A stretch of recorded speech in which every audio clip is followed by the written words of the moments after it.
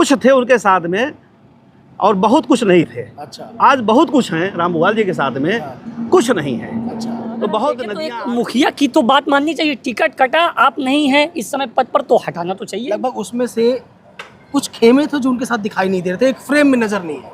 लेकिन जब भुवाल निषाद जी को टिकट मिला, राम भुवाल जी को, तो पूरा खेमा एक तरफ हो गया और आपके जो मौजूदा इसौली विधायक। जय हिंद दर्शकों, मैं हूं भोलू जहांगीर, आप देख रहे हैं अवध टुडे न्यूज़ चैनल। इस समय हम लोग मौजूद हैं सुल्तानपुर के असरोगा के टोल प्लाजा पर। जैसा कि आप लगातार अवध टुडे न्यूज़ चैनल पर देख रहे हैं कि चाय पर चर्चा की जा रही है, और चाय पर चर्चा पर कई दिग्गज नेता और कई सामाजिक नेता भी हमारे साथ उपस्थित थे। आज हमारे साथ सुल्तानपुर के पूर्व लोकसभा के प्रत्याशी शकील अहमद जी मौजूद हैं। इनका मैं आपको बता दूं कि काफ़ी चर्चित नाम है, और यह शकील अहमद शकील पेट्रोल टंकी भी है, तो भैया काफ़ी चर्चित है सुल्तानपुर में। आज हम आपको चाय की चर्चा पर भैया को लेकर आए हैं और बात करने का प्रयास करेंगे कि 2024 लोकसभा में क्या माहौल है, क्या जो गठबंधन है ये कितना प्रभाव डाल रहा है सुल्तानपुर में। क्योंकि एक तरफ सुल्तानपुर की सांसद जो है मेनका संजय गांधी, वो कहती है मैं सुल्तानपुर की माँ हूँ, तो इसलिए चाय पर चर्चा लगातार जारी है लोकसभा में। इस पर हमारे साथ हमारे सबसे चैनल के माने जाने शख्स शोएब भाई भी मौजूद हैं, तो थोड़ा सा हम कहेंगे कि शोएब भाई अपना इंट्रोडक्शन देने के बाद आप शुरुआत करिए। इंट्रोडक्शन वैसे मुझे लगता है कि आप लोग जानते हैं बहुत अच्छे से, हम लोग एक शो लेकर आते हैं और जिसका नाम है चाय पर चर्चा। माफ़ी चाहेंगे कि थोड़ा सा लेट हो गए, दूसरा शो लाने के लिए 5वां या 6th एपिसोड है हमारा। और सुल्तानपुर में मुझे नहीं लगता कि इंट्रोड्यूस करने की ज़रूरत है कि हमारे साथ जो पर्सनालिटी बैठी है ये कौन है, सब लोग लगभग जानते हैं। तो मुझे नहीं लगता कि जो है सूरज को दिए दिखाने की ज़रूरत है सुल्तानपुर के अंदर खासकर। सीधा सा सवाल में आप मुद्दे पे आते हैं हम लोग।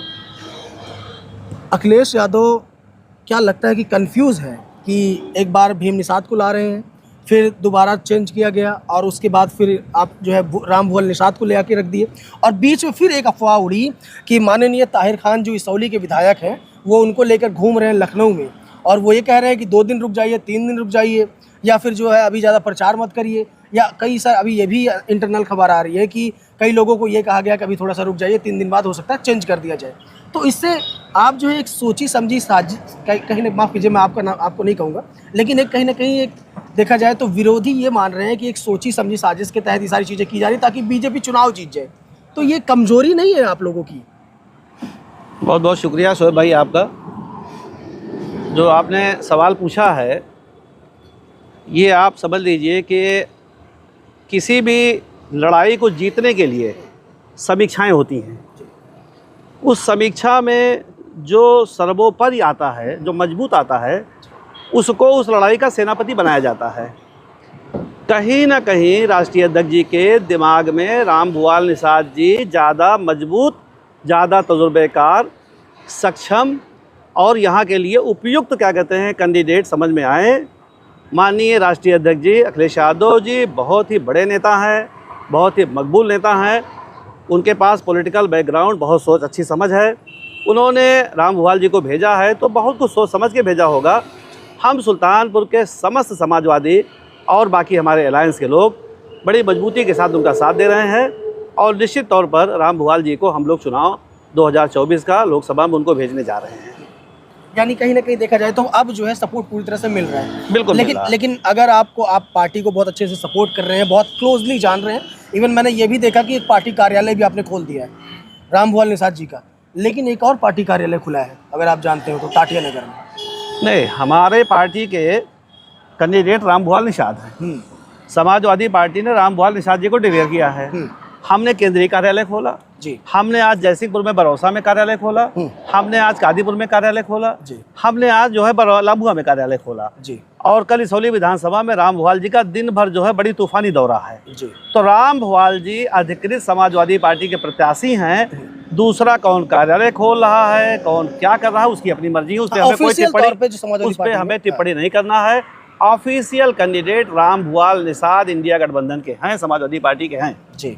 वही है और वही रहेंगे, बने रहेंगे। हाँ, तो ये जो अफवाहें चल रही हैं, खबरें चल रही हैं, देखिए मैं इसलिए सारे सवाल आपसे कर रहा हूँ क्योंकि हमारी जनता जानना चाह रही है आखिर चल क्या रहा है समाजवादी पार्टी में। सो भाई कहीं खबर चली थी खजूर मिठाइयाँ लखनऊ में खिलाई जा रही है। खजूर खिलाई जा रही है। बताइए सुल्तानपुर की मिठाई नहीं तो मिली, मिठाई खिलाना कौन सा गुनाह है? खिलाया जा रहा था, अच्छी बात है। सुल्तानपुर की जनता किसी को टिकट मिला, किसी को मिठाई, बाकायदा सोशल मीडिया पे खबरें कुछ तो मिले उसको बेचारे को। किसी को टिकट मिला, किसी को मिठाई। चलिए किसी को टिकट मिला है और किसी को मिठाई मिली है, हमारे नेताजी कह रहे हैं। तो कंफर्म ये कहना चाह रहे हैं कि जो मौजूदा रामभुवन निषाद जी हैं, उन्हीं को ही टिकट दिया है समाजवादी पार्टी ने।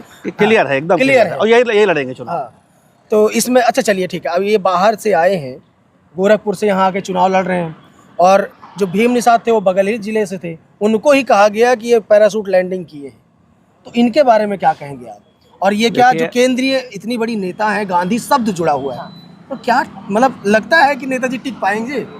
देखिए ऐसा है कि चुनाव बड़े नेताओं में कौन नहीं हारा है। अटल बिहारी वाजपेयी नहीं हारे हैं, कि राहुल गांधी नहीं हारे हैं, कि वो क्या कहते हैं जवाहरलाल नेहरू नहीं हारे हैं। बहुत सारे नेता चुनाव हारे हैं।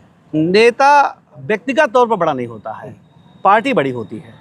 और आज के तारीख में इंडिया गठबंधन, भारतीय जनता पार्टी के गठबंधन से, एनडीए से, मेरा मानना यह है कि बहुत भारी है। तो इसलिए आप ये मत सोचिए, वरुण गांधी जी भी बाहर से आए थे। अगर इसकी तुलना किया जाए, अगर इस बात की तुलना किया जाए कि कौन बाहरी है, तो एक आदमी 600 किलोमीटर से आया है, एक आदमी 200 किलोमीटर से आया है। तो उस तुलना में हमारा प्रत्याशी जो है वो, अगर वैसे तो आज उन्होंने जयसिंहपुर के कार्यालय के उद्घाटन के समय पर उन्होंने कहा कि मैं ज़मीन लेके यहाँ घर बनाने जा रहा हूँ, यही रहूँगा। लेकिन अगर वो गोरखपुर में भी हैं तो 2 घंटे 3 घंटे में यहाँ पहुँच जाएंगे।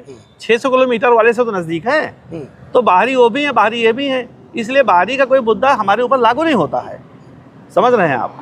चलिए एक मैं सवाल करूंगा, उसके बाद मैं भोलू को माइक दे दूंगा कि एक ज़मीनी स्तर पर जी किस बेस पर पहुंचेंगे आप वोट मांगने? क्या दिखाएंगे आप? क्या धर्म को लेकर चले जाएंगे, या मंदिर मस्जिद का मुद्दा ले लेंगे, या मुसलमान का मुद्दा ले लेंगे, हिंदू मुसलमान का, या विकास को लेकर? बहुत अच्छा सवाल आपका है। इसको मेरे जवाब को धैर्य से सुनिए आप। हाँ बिल्कुल सुनेंगे, और हमारी ऑडियंस भी बैठी होगी। 2014 में भारतीय जनता पार्टी और उसके नेताओं ने कहा कि बहुत हुई महंगाई की मार, अब की बार भाजपा सरकार। जी। उस समय पेट्रोल 54 रुपये लीटर मिल रहा था। उस समय डीजल जो है वो 49 रुपये लीटर मिल रहा था। गैस 400 रुपये लीटर मिल रही थी। और उसके बाद खाद और बीज जो है वो बहुत उस समय सस्ता था। बहुत सारी चीज़ें उस समय सस्ता थी, लेकिन आज के तारीख में वो सारी चीज़ें दूने दाम से भी ज़्यादा महंगी हुई हैं। तो मेरा मुद्दा ये है कि इस समय हिंदुस्तान में महंगाई चरम पर है। हमारे उस समय के नेता, प्रधानमंत्री जो इस समय है, नरेंद्र मोदी जी ने कहा था कि जिस देश की रुपया पतली होती, यानी कि उसकी वैल्यू कम होती है, उस देश का नेता जो है माना जाता है कि वो जो है पतला नेता है। वो जिस शब्द का इस्तेमाल किए थे, मैं उस शब्द का इस्तेमाल नहीं करना चाहता हूँ। $1 के मुकाबले उस समय रुपए की वैल्यू 54.5 रुपये थी। 54.5 रुपये मिलते थे $1 पे। आज के तारीख में $1 के मुकाबले रुपए का अवमूल्यन इतना हुआ कि आज 84 रुपये हो पहुँच गया। यानी कि हमारा रुपये इतना सस्ता हो गया, तो क्या कहा जाए कि माननीय प्रधानमंत्री जी बहुत डाउन, मतलब एक ही है। आज के तारीख में जो जीडीपी देश की होती है, जिस देश पर जिस बुनियाद पर देश चलता है, वो जीडीपी बगल के छोटे से देश बांग्लादेश से भी कम हो गई हमारी। हमारा जो क्या कहते हैं विकास दर है, वो विकास दर मैनिपुलेटेड है। देश ये कह रहा है, सरकार ये कह रही है कि -24, यानी कि विकास दर 0 से -24 पे चल रहा है, जबकि इट इज़ ए मैनिपुलेटेड 34 और 35 क्या कहते हैं विकास दर डाउन हो गई है। किसी भी कंडीशन पे इन्होंने कहा था कि हम 2 करोड़ लोगों को रोजगार देंगे। 2 करोड़ लोगों को अगर रोजगार देते तो 10 साल में 14 से लेकर 24 तक इनको 10 करोड़ लोगों को रोजगार देना चाहिए था। मेरा मानना यह है कि जब से भारतीय जनता पार्टी की सरकार आई है, 3 करोड़ लोगों का रोजगार चला गया। मिलना तो दूर की बात है, रोजगार चला गया। 15 लाख रुपए देने की बात किया था कि सबके खाते में पहुंचेगा, वो पहुंचा नहीं। जितनी भी हमारे देश की नवरत्न कंपनियां थी, वो सारे नवरत्न कंपनियों को इन्होंने उठा करके प्राइवेटाइजेशन कर दिया। तो जो पीसीओज में नौकरी पाते थे हमारे बच्चे, जिनका भविष्य क्या कहते हैं बनता था, वो जब प्राइवेटाइजेशन हो गया तो 10 आदमी की जगह पे 2 आदमी को लेके नौकरी चली गई हमारे बच्चों की। यानी कि हमारे बच्चों का मुस्तकबिल ख़त्म हो गया, भविष्य ख़त्म हो गया। हमारे देश का जो अस्तित्व है वो ख़त्म होता नज़र आ रहा है। कैसे ख़त्म होता नज़र आ रहा है कि देश का अस्तित्व जो है वो संविधान से चलता है। इनकी मंशा है कि बाबा साहेब के द्वारा बनाए हुए संविधान को ख़त्म कर दिया जाए। वो सूरत में दिखा। इनकी मंशा है, आरोप लगा रहे हैं या कुछ आप? इनकी मंशा है कि लोकतंत्र खत्म कर दिया जाए। मैं आरोप लगा रहा हूँ। इनकी मंशा है कि यह लोकतंत्र खत्म कर दिया जाए। लोकतंत्र खत्म करने का इनकी मंशा है। इनकी मंशा है कि जो गंगा जमुनी तहजीब थी उसको खत्म कर दिया जाए। इनकी मंशा के हिसाब से अगर चलेगा तो देश का जो इनकी मर्जी के हिसाब से अगर देश चलेगा तो जो अस्तित्व है हमारे बच्चों के भविष्य का वो हमारा खत्म हो जाएगा। तो हमारी जो मतलब ये है कि जो इस देश का अस्तित्व है जिसके बुनियाद पर दुनिया में हम कायम रहते थे वो अस्तित्व ही हमारा खत्म हो जा रहा है। और सबसे बड़ी बात सोएब भाई यहाँ पे समझिए कि भारतीय जनता पार्टी जिन जिन नेताओं के भ्रष्ट नेताओं के खिलाफ चर्चा करती थी, उनके खिलाफ आंदोलन करती थी, उनके खिलाफ धरना प्रदर्शन करती थी, उन सारे भ्रष्ट नेताओं में जैसे हेमंत बिस्व शर्मा हैं, जैसे छगन भुजबल हैं, जैसे नारायण राणे हैं, जैसे प्रफुल्ल पटेल हैं, जैसे अशोक चव्हाण हैं, जैसे क्या कहते हैं वो शरद पवार के जो भतीजे हैं क्या नाम उनका अजीत पवार हैं, जैसे मुकुल राय हैं, जैसे जनार्दन रेड्डी हैं, जैसे क्या कहते हैं मुकुल मुस्लिम है। ऐसे बहुत सारे भ्रष्ट नेताओं को भारतीय जनता पार्टी ने अपने में शामिल कर लिया। तो आप हमको बताइए कि मुद्दे हमारे पास में नहीं है, ये हमारे पास में मुद्दे हैं कि आप भ्रष्ट को ले रहे हैं, आप जो है इस देश की अर्थव्यवस्था को खराब कर दे रहे हैं, आप इस देश के लोगों को भविष्य नहीं सुधारने के लिए नौकरी नहीं दे पा रहे हैं, आप भ्रष्टाचार को रोक नहीं पा रहे हैं, आप बुरी तरीके से फेल हो रहे हैं। देश की गंगा जमुनी तहजीब जो हिंदुस्तान की है, इस देश को आज़ाद कराने के लिए हमारे उदय प्रताप सिंह जी की ये कविता है कि न तेरा है न मेरा है ये हिंदुस्तान सबका है और ना समझी गई ये बात तो नुकसान सबका है।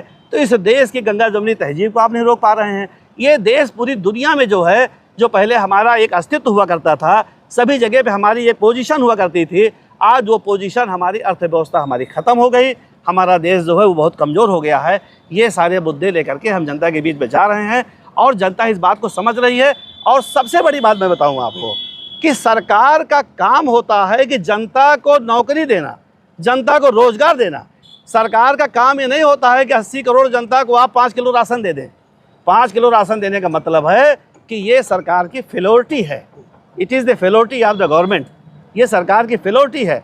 आप रोज़गार दीजिए, आप जनता को 5 किलो अनाज पे डिपेंड कर दिए हैं, ये आपकी फेलोरिटी है। इस सब फेलोरिटी के बुनियाद पर समाजवादी पार्टी के प्रत्याशी को, गठबंधन के प्रत्याशी को पूरे हिंदुस्तान में और बाकी जहाँ जहाँ पे क्या कहते हैं गठबंधन नहीं है वहाँ पर भी मैं आपको बता रहा हूँ कि गठबंधन चुनाव जीत रहा है, भारतीय जनता पार्टी चुनाव हार रही है। चलिए अब मैं तुम्हें भूल चाहूँगा आप सवाल कीजिए। जो भी बातें थी वो तो भैया ने रख दी हैं नेशनल स्तर की, और कहीं ना कहीं बेरोजगार, स्वास्थ्य सबने बता दिया। फिर से हम सुल्तानपुर से आते हैं क्योंकि सुल्तानपुर की जनता कंफ्यूज है।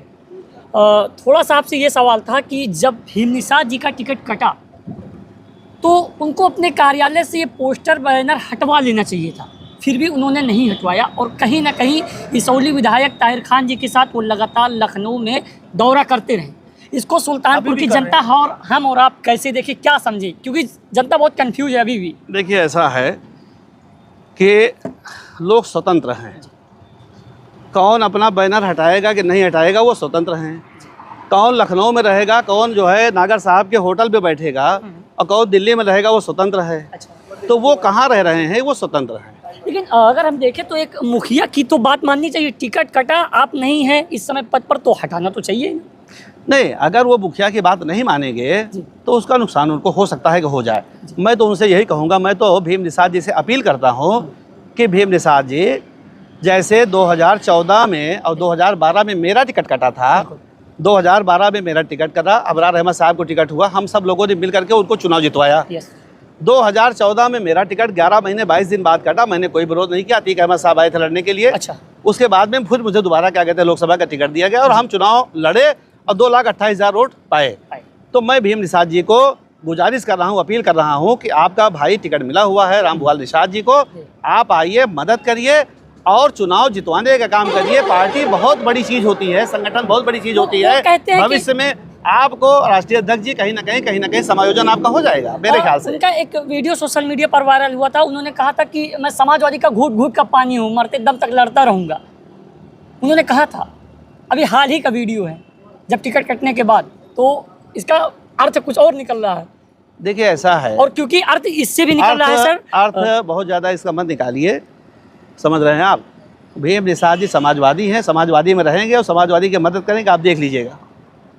चलिए, एक सुल्तानपुर में ही मेरा रिलेटेड क्वेश्चन है कि ऐसा क्या आपको दिखाई दे रहा है सुल्तानपुर के अंदर कि जिसको मेनका गांधी नहीं करवा पाई हैं, यहाँ की जो सांसद रही हैं, और उनके बेटे वरुण गांधी नहीं करवा पाए हैं, और आपका जो इंडिया गठबंधन अगर यहाँ का प्रत्याशी जीतता है तो सुल्तानपुर की एक एक जनता को सीधा लाभ पहुंचेगा। ऐसा कोई काम आप करेंगे? सबसे पहले तो मैं वो गणित बता दूं जिसके बुनियाद पर हम चुनाव जीत रहे हैं जी। हमारा जो पीडीए है ये इतना मजबूत गणित है कि पिछड़ा, दलित और अल्पसंख्यक और उसके अलावा सवर्ण में भी हमारे जो है, जो विचारधारा से मेरे साथ में है, और जो गरीब क्या कहते हैं सवर्ण है, वो मेरे साथ में है। चुनाव हम कम से कम 2 लाख वोट से जीतने जा रहे हैं। पहले तो आप जान लीजिए। बीजेपी बहुत कमज़ोर हो गई है। निषाद का बहुत सारा वोट बीजेपी को मिलता था, वर्मा का बहुत सारा वोट बीजेपी को मिलता था, जो आज उनके पास में नहीं है। एक तो ये बात हो गई कि चुनाव हम जीत रहे हैं। दूसरी बात ये है कि कोई बहुत बड़ा काम, ये लोग कहते हैं कि बहुत काम किया मेनका गांधी जी ने। मेनका गांधी जी ने हमें बहुत बड़ा कोई काम ऐसा नहीं दिख रहा है, हमें तो बहुत बड़ा काम नहीं दिख रहा है। बहरहाल ये है कि उन्होंने क्या किया क्या नहीं किया ये जनता देख रही है, जनता फैसला करेगी। लेकिन अगर हमारे प्रत्याशी चुनाव जीतते हैं तो ये आप बिल्कुल लिख लीजिए कि कुछ बड़े कारखाने, कुछ यहाँ के बच्चों के भविष्य के लिए रोज़गार, कुछ ऐसा काम करेंगे जो यहाँ मूलभूत वर्ग हैं यहाँ के, जिसके लिए हम लोग बैठ करके तय करेंगे, और निश्चित तौर पर सुल्तानपुर को कुछ न कुछ देने का काम करेंगे जो सुल्तानपुर जिला उसका फ़ायदा उठाएगा। चलिए, मेरा एक और सवाल है, थोड़ा सा मुझे लगता है आपको शायद सही नहीं लगे, कड़वा सवाल है मेरा। बताइए। बताते हैं। दरअसल जब भीम निषाद को टिकट मिला था तो पूरा एक तरह से देखा जाए तो आपकी जो पार्टी है, समाजवादी पार्टी, और जो पूरे जो है एक उनके जो यूथ ब्रिगेड है, सब लोग हैं लगभग, उसमें से कुछ खेमे थे जो उनके साथ दिखाई नहीं दे रहे थे, एक फ्रेम में नज़र नहीं है। लेकिन जब भुआल निषाद जी को टिकट मिला, राम भुआल जी को, तो पूरा खेमा एक तरफ हो गया और आपके जो मौजूदा इसौली विधायक हैं वो हट गए। तो आप कह रहे हैं बीजेपी बहुत कमज़ोर है, लेकिन कहीं ना कहीं देखा जाए तो बीजेपी मजबूत हो रही है, और आपके आपसी जो एक मतभेद है वो समझ में नहीं आ रहा है जनता को खासकर। तो ये मैंने इसलिए सवाल किया कि आपने कहा कि बीजेपी कमज़ोर होती चली जा रही है और इंडिया गठबंधन सुल्तानपुर में मजबूत हो रहा है, लेकिन ये जो मतभेद जो आ रहा है, कई बार व्हाट्सएप पे कई तरह की जानकारी दी जा रही है, फेक जानकारी हो सकती है, नो डाउट, मैं ये कहूँगा, उसमें कोई पुष्टि तो नहीं हुई है, लेकिन ये कन्फ्यूज़न तो कम से कम आप लोगों को दूर करना पड़ेगा और एक फ्रेम में आने की ज़रूरत है, जो मेरा मानना है। इस पर आप क्या कहेंगे? देखिए, लोकसभा चुनाव एक समंदर है। हाँ। लोकसभा चुनाव जो है उसको आप समंदर के रूप में मान लीजिए। तसव्वुर करिए कि लोकसभा चुनाव समंदर है जी। समंदर कैसे बनता है? जब सारी नदियों का पानी मिलता है तब जाके समंदर बनता है, और सबको समा भी। एक नदी समंदर नहीं बना सकती है, एक नदी जो है वो समंदर नहीं बना सकती है। जब सारी नदी का पानी मिलेगा तभी समंदर बनेगा। तो आज राम भुआल जी के साथ में सारी नदियां जुड़ी हुई हैं। आपके सवाल का जवाब हो गया। अच्छा। तो एक नदी अभी रह रही है, वो भी जुड़ जाएगी, अभी जरूर जुड़ जाएगी। वो महानदी है या फिर जो है नील नदी है? नहीं, मैं इस पे कोई कमेंट्स नहीं करूंगा, लेकिन मैं इतना जानता हूँ कि आपने खुद कहा कि आपने थोड़ा उल्टा कर दिया। अच्छा। कि कुछ हाँ। तो कुछ थे उनके साथ में और बहुत कुछ नहीं थे। अच्छा। आज बहुत कुछ हैं राम भुआल जी के साथ में। हाँ। कुछ नहीं है। अच्छा। तो बहुत नदियां आ चुकी हैं, एक आध नदी रह गई, वो भी आ जाएगी भविष्य में। चलिए, कहीं ना कहीं देखा जाए सुल्तानपुर से एक ऑफिशियल स्टेटमेंट आ गया है और मुझे लगता है कि बहुत जल्द वो भी जुड़ जाएंगे। चलिए, खैर, पूरी उम्मीद है मुझे। मेरा जो सवाल है लगभग कंप्लीट हो चुका है, और थैंक यू सो मच कि आपने इतना समय दिया नेताजी हम लोगों को। और जैसा कि आपने देखा कि चाय पे चर्चा पे हमारे साथ में पूर्व लोकसभा प्रत्याशी हमारे साथ बैठे और उन्होंने बात की, और समाजवादी पार्टी से पूर्व लोकसभा प्रत्याशी, और ऐसे ही किसी मुद्दे पर फिर हम आपके साथ हाजिर होंगे। Thank you so much.